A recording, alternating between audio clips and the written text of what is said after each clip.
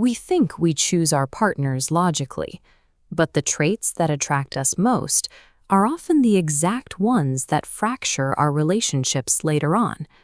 To find the source of this contradiction, researchers ran a controlled experiment with 120 participants. They were asked to rate attractiveness based on profiles with specific metrics: confidence level, behavioral unpredictability, and emotional availability. Participants consistently gravitated toward moderately unpredictable profiles, rating them 32% more attractive than stable partners. When simulations projected these choices forward, the results reversed, revealing a 47% higher probability of long-term dissatisfaction. Human attraction functions as a mismatched primitive instinct. It is geared for ancient survival signals, even when those signals actively work against our modern long-term goals. The data suggests that the feeling we label as relationship excitement is actually a mathematical correlation with instability. This line graph visualizes the anomaly. As attraction spikes sharply upward, relationship stability curves downward. They create a crossover point where maximum attraction aligns perfectly with minimum long-term success. Attraction functions as a biological glitch. It is a reward signal that frequently points away from objective compatibility. If the math shows this specific profile leads to failure, we have to ask why the brain continues to reward us for chasing it.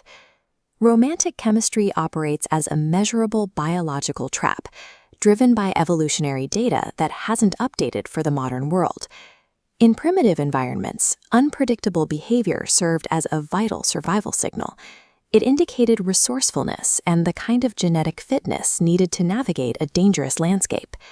Today, that same survival mechanism misfires.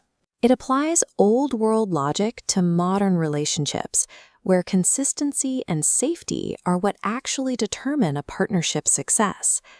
Researchers isolated this effect by tracking reward anticipation over a 30-day simulation.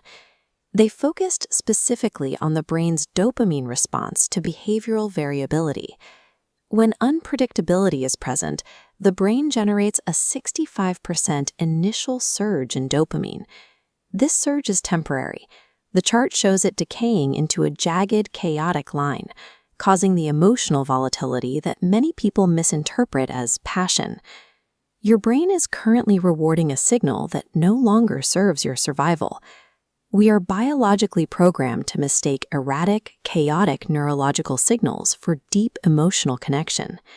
This system reaches a breaking point when behavioral unpredictability crosses a 7.5 on the variability scale. At this threshold, anxiety markers increase by 40%. However, attraction scores only drop by 12%. This lag creates a feedback loop.